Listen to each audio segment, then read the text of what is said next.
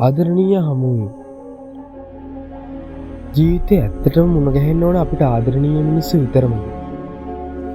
ඇත්තටම නැහැ. එහෙම නැති මිනිස්සුත් අපිට මුණ ගැහෙන්න ඕන. මොකද දන්නවද?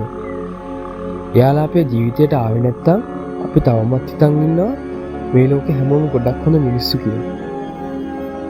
අපේ ජීවිතවල දුෂ්කරම කාල නිර්මාණය කරන මිනිස්සු තමයි අපේ ජීවිතවලට වටිනුම් පාඩම කියලා දෙන්නේ.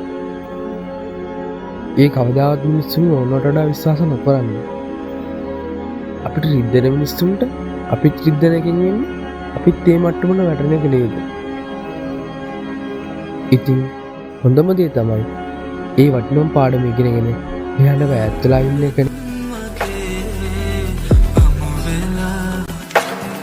ගැලපිලා වගේම කන